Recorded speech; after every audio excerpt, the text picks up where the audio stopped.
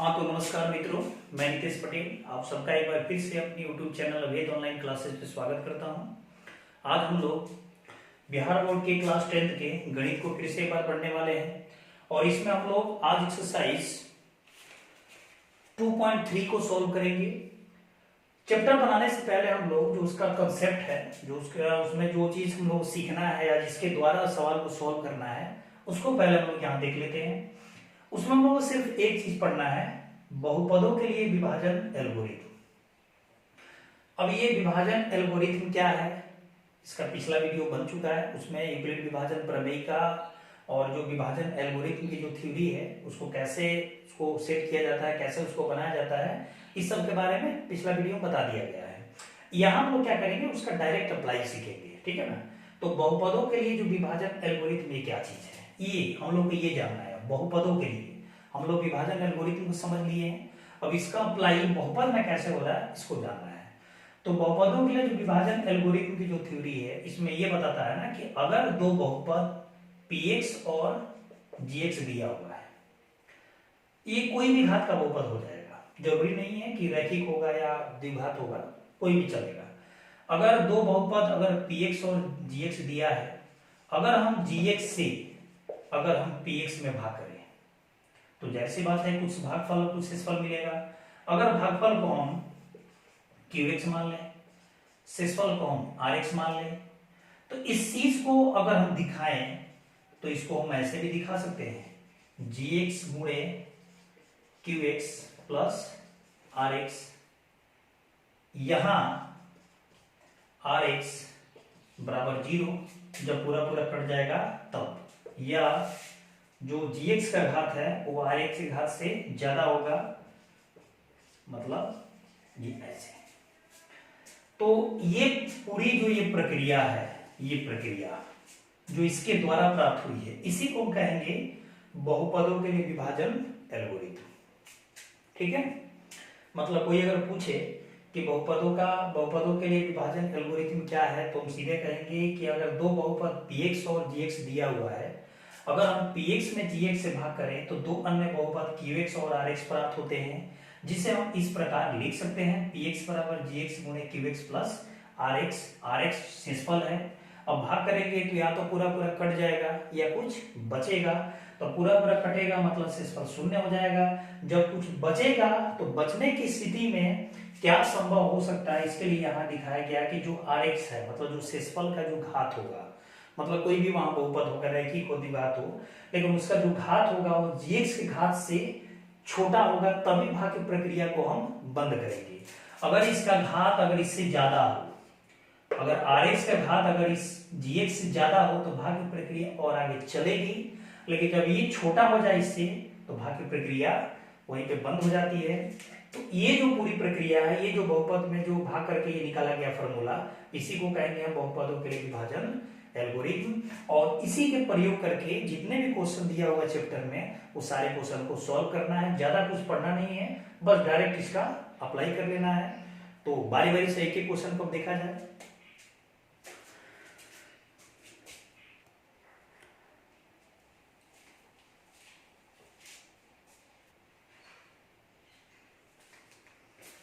देखिए ये चैप्टर का पहला क्वेश्चन है, इसमें कुल मिला के 5 क्वेश्चन दिया हुआ है, ये पहला है। और इसमें पहले क्वेश्चन में 3 क्वेश्चन दिया है बनाने के लिए, मैंने यहाँ पहला को लिखा हुआ है।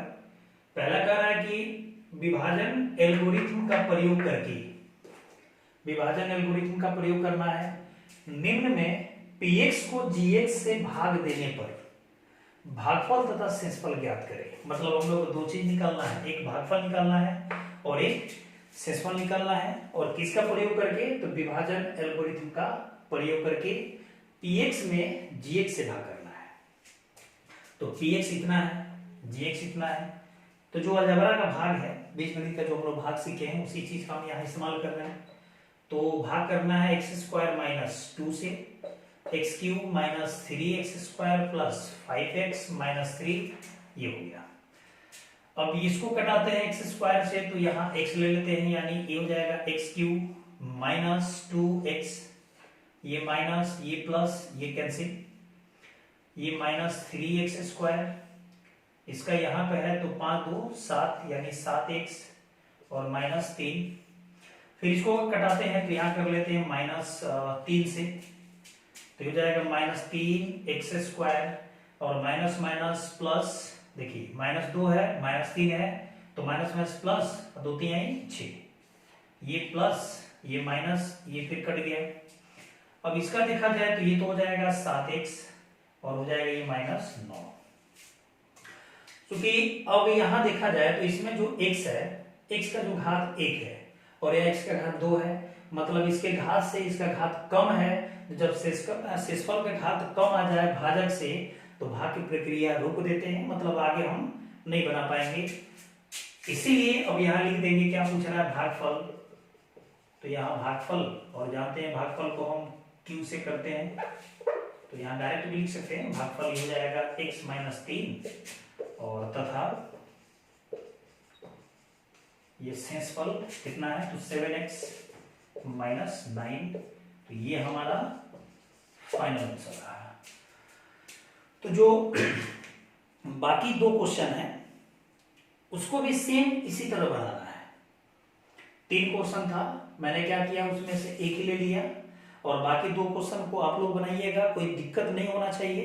क्योंकि प्रक्रिया में सिर्फ क्या करना है तो केवल भाग ही करना है, और भाग की प्रक्रिया जब पूरी तरह से खत्म हो जाए तो अंत में भागफल और शेषफल को लिख देना है।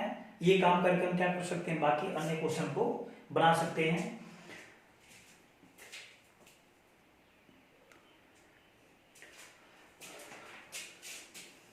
अब ये क्वेश्चन नंबर 2 है। क्वेश्चन नंबर 2 में कह रहा है कि पहले बहुपद से दूसरे बहुपद को भाग करके जांच कीजिए कि क्या प्रथम बहुपद द्वितीय बहुपद का एक गुणनखंड है। यहां सिर्फ हम लोग को ये जांच करना है, क्योंकि सवाल में अगर देखा जाए तो यहाँ एक बहुपद ये है और एक बहुपद ये है, ये टी के फॉर्म में दिया हुआ है। एक बहुपद ये दिया है, एक बहुपद ये दिया है, और हम लोग को ये जांच करना है कि ये बहुपद क्या इसका गुणनखंड है। तो अगर हम यहाँ देखें, अगर गुणनखंड की यहाँ बात की हुई है तो गुणनखंड का मतलब है ना कि अगर इस बहुपद से इसमें हम भाग करते हैं और भाग करने के बाद अगर पूरी तरह से ये कट जाए, मतलब शेषफल अगर शून्य आ जाए, तो हम मानेंगे कि ये जो बहुपद है ये इसका गुणनखंड है।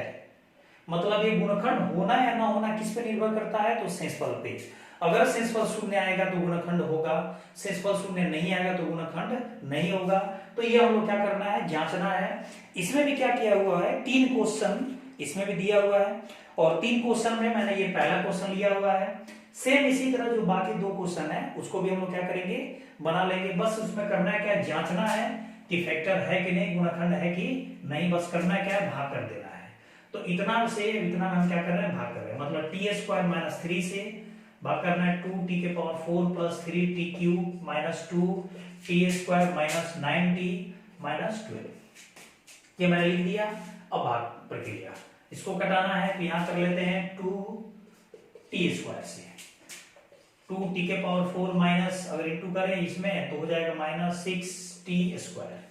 ये माइनस ये प्लस ये तो कैंसिल, q है तो पहले इसको लिख लेते हैं 3t³, और ये t² यहां पर भी है, ये प्लस में है ये माइनस में है, तो क्या होगा, घट जाएगा। मतलब ये बड़ा है छोटा है तो प्लस 4t² - 9t - 12 ये हो गया। अब इसको कटाते हैं, t² से तो प्लस 3t, तो हो जाएगा 3t³ - 9t,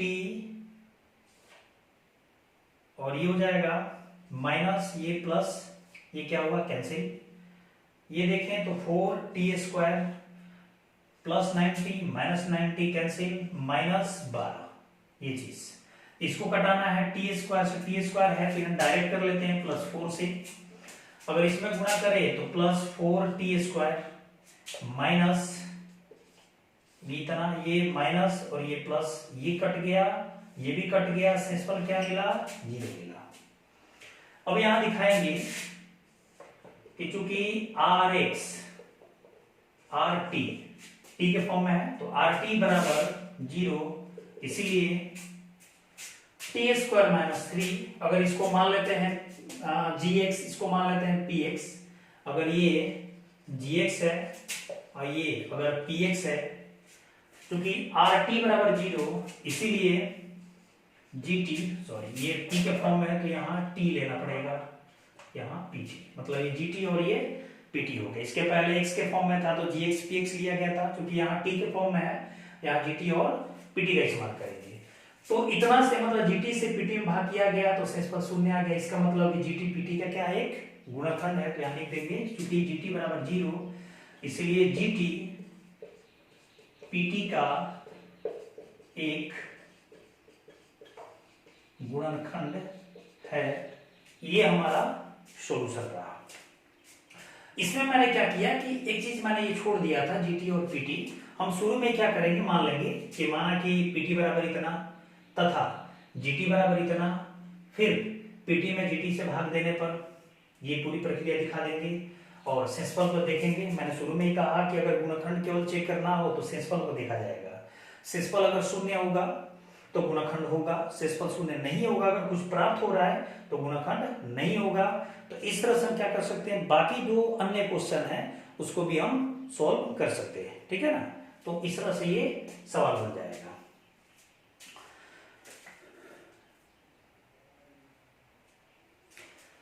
आइए क्वेश्चन नंबर 3 को देखते हैं। क्वेश्चन नंबर 3 में कह रहा है कि ये एक बहुपद दिया हुआ है और इसके अन्य सभी शून्य ज्ञात कीजिए। जितने भी इस बहुपद के शून्य होंगे सबको निकालना है। यदि इसके दो शून्यक √5/3 और -√5/3 ये दो दिया हुआ है। अब जरा इस पे ध्यान दीजिए कि जो बहुपद है इस बहुपद के शून्य कितने हो सकते हैं, मतलब कितने शून्य निकाले जा सकते हैं। पहले इसको देख लेते हैं। तो हम लोग जानते हैं कि जिस घात वाला जो बहुपद होगा उतने की घात के, मतलब जो मैक्सिमम घात वाला जो बहुपद होगा, जैसे कि इसमें ये 4 घात वाला बहुपद है, मैक्सिमम घात यहाँ 4 है, यानी इसके 4 बहुपद होंगे। जो रैखिक होता है उसके 1 होता है मैक्सिमम, तो वहां 1 होता है। द्विघात में 2 होता है तो वहां 2 हो जाएगा। उसी तरह ये 4 घात वाला बहुपद है, यानी इसके 4 शून्यक होंगे और उन चारों शून्यक में 2 शून्यक दे दिया है और 2 शून्यक और निकालना है। एक तो ये करना है कि 2 शून्यक और पता करना है, 2 दे दिया है। अब हम ये भी जानते हैं कि शून्य क्या होता है। शून्य का मतलब होता है, जैसे कि इसका अगर शून्य की बात की जाए तो अगर इसके ये दोनों शून्यक है तो इसको अगर हम x के जगह पर रख के अगर इसको सॉल्व करें तो इसका पूरा रिजल्ट 0 आएगा। इसको भी रख के अगर हम सॉल्व करें तो इसका पूरा रिजल्ट 0 आएगा। इसी तरह जो अन्य दो निकलेगा उसको भी अगर इसमें बारी में रख अगर चेक करेंगे तो उसका रिजल्ट क्या आएगा, 0 आएगा। तो सही मायने में ये क्या है, तो x का वैल्यू है, मतलब x बराबर √5/3 ये चीज, फिर x बराबर -√5/3 ये दोनों क्या है, तो x का वैल्यू है। अगर इसको हम सॉल्व करें तो x -√5/3 ये इधर जाएगा तो ये 0 हो जाएगा। फिर ये x +√5/3 ये 0 हो जाएगा और दोनों ही 0 के बराबर है, तो इन दोनों को x -5/3 √5/3 इंटू x +√5/3 बराबर 0 हम इस तरह से लिख सकते हैं। अब करना क्या है कि अगर इसको हम सॉल्व करें a - b इंटू a+b, तो देख रहे हैं कि a² तो फॉर्मूला पे ये सेट हो जाएगा। तो a का मान तो x है तो x², ठीक है, और ये -b² तो √5/3, तो √5/3 का अगर स्क्वायर करेंगे तो 5/3 आएगा, चूंकि रूट है। यानी x² - 5/3 से अगर हम इसमें डिवाइड कर दें तो दो अन्य शून्य जो बाकी है इन दोनों के अलावा उसको हम निकाल सकते हैं। तो जो इस टाइप के क्वेश्चन होते हैं, ये क्वेश्चन काफी इंपोर्टेंट भी है और एग्जाम में भी ये क्वेश्चन आया हुआ है। बस हम लोग करना क्या है कि बस देख लेना है कि जो बहुपद दिया है उस किस घात वाला बहुपद की बात हो रही है। अगर 3 घात वाला है, 2 दिया है तो तीसरा निकालना पड़ेगा, सिर्फ 1 निकलेगा। यहाँ तो 4 घात वाला है, 2 दे दिया है, मतलब इन दोनों के प्रयोग से 2 और ज्ञात करना है। और जहां तक शून्य की बात है तो शून्य तो पता ही होता है कि शून्य क्या होता है, तो जो उसमें चर राशि होता है उसका एक मान होता है, इसलिए मैंने उस चीज का इस्तेमाल करके हम लोगों ने क्या किया है, एक्स स्क्वायर माइनस 5/3 ये प्राप्त कर लिए हैं। अब इससे इसमें क्या करेंगे, हम भाग करेंगे। मेरे पास थोड़ी सी बोर्ड छोटा है, तो पूरी तरह से क्वेश्चन को लिख के बनाना संभव नहीं है, इसलिए मैंने क्या किया, इस चीज को मैं डायरेक्ट समझा दिया। अब इतना से क्या करना है, इसमें भाग कर लेना है। तो यहां भाग करते हैं, कितना से भाग करना है, एक्स स्क्वायर माइनस 5/3 से। तो एक्स स्क्वायर माइनस 5/3 से भाग करना है 3x⁴ plus 6x³ minus 2x² minus 10x minus 5, कितना है, x⁴ है या x² है, मतलब 3x² चाहिए। अगर इसमें भाग करें तो 3x⁴, इसमें अगर गुणा करें तो माइनस 5/3 में गुणा करेंगे 3x² से, तो 3 से 3 कैंसिल, 5x², ये हो जाएगा माइनस, ये हो जाएगा प्लस, ये cancel, q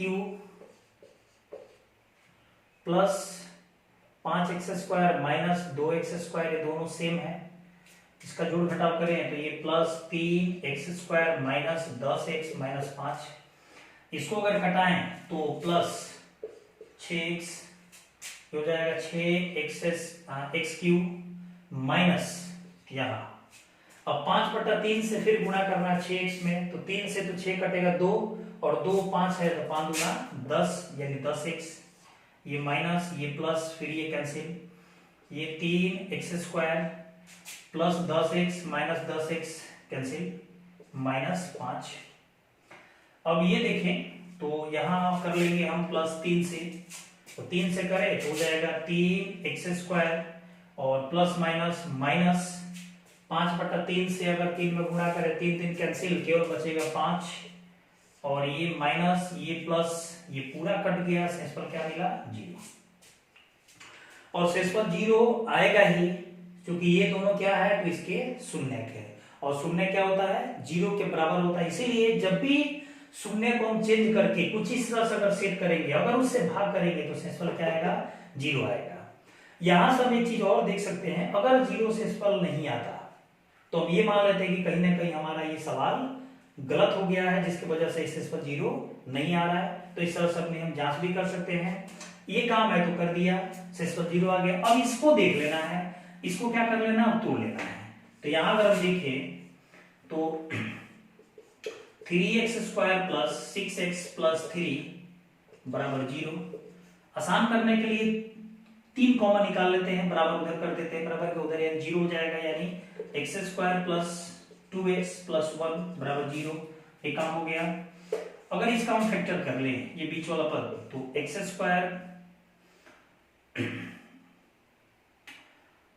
plus x plus 1 बराबर 0, 1 1 2 हो जाएगा। इसमें से कॉमन x कॉमन तो x प्लस 1, और इसमें से प्लस 1 कॉमन तो x प्लस 1 बराबर 0। मतलब x प्लस 1 बराबर 0 और यहाँ x प्लस 1 बराबर 0, मतलब यहाँ x बराबर -1 और यहाँ भी x बराबर -1। मतलब यहाँ x का मान दोनों में बराबर है, लेकिन 2 है। अब अगर हम शून्य की बात करें, इसके शून्य की बात, तो 4 घात वाला है तो 4 होगा, एक तो ये होगा, एक ये होगा, 2 होगा, एक ये होगा और एक ये होगा। वैसा नहीं है कि दोनों बराबर है तो हमको 1 लेंगे, ऐसा नहीं है, क्योंकि हम लोग को 4 को लिखना है तो 2 है और 2 यहां से मिल गया। अतः यहां दिखा देंगे शून्यक। अगर इसको मान लिए px, तो px के शून्यक बराबर √5/3 माइनस √5/3 माइनस 1 और -1 है। ये हमारा अंतिम लाइन होगा। और इस तरह से क्या कर सकते हैं, इस सवाल को हम पूरी तरह से सॉल्व कर सकते हैं। कोई इसमें दिक्कत नहीं होनी चाहिए, आसान है ये।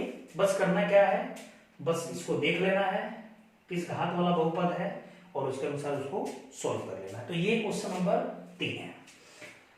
अगला क्वेश्चन अगर देखा जाए, क्वेश्चन नंबर 4 को,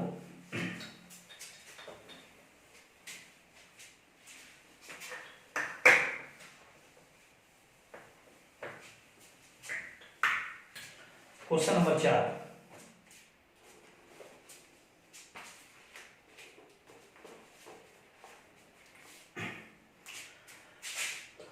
क्वेश्चन नंबर 4 में कह रहा है कि यदि इतना को एक बहुपद gx से भाग देने पर, एक बहुपद है x cube minus 3x square plus x plus 2, इतना को एक बहुपद gx से भाग देने पर भागफल और शेषफल, मतलब भागफल दे दिया है और शेषफल भी दे दिया है, शेषफल ये, तो gx ज्ञात कीजिए। तो ये क्या करना है, निकालना है। सवाल में यही कह रहा है कि एक बहुपद है इतना और इसको इस बहुपद से, मतलब एक दूसरा बहुपद है जो नहीं दिया है जिसको निकालना है, उसे क्या करना है, इसमें भाग करना है। और जब हम भाग करते हैं तो भागफल भी दे दिया है और शेषफल भी दे दिया है, तो ये पूछ रहा है। तो हम बहुपदों के लिए जो विभाजन एल्गोरिथम है जानते हैं, px बराबर gx गुणे qx प्लस rx होता है, ये पता है। ये दिया है x cube minus 3x square plus x plus 2, ये बराबर gx नहीं पता है, qx पता है x माइनस 2, और शेषफल प्लस, शेषफल क्या है, minus 2x plus 4, minus 2x plus 4। अब हम यहां क्या करेंगे कि ये तो बराबर के बाएं साइड है, ये प्लस में दाएं साइड है, इसको हम इधर लाके इसमें घटा देंगे। ये प्लस है तो आएगा तो क्या होगा, माइनस हो जाएगा। घटने के बाद क्या होगा, फिर एक बहुपद मिलेगा और उस बहुपद में फिर क्या करेंगे, क्योंकि इसका मान निकालना है और इसके साथ में क्या है, गुणा में है, तो इसको सीधे क्या कर देंगे, बट्टा में कर देंगे। मतलब कि इतना माइनस इतना बट्टा x माइनस 2, और उसके बाद जो सॉल्व करेंगे तो ये क्या होगा, gx मिल जाएगा।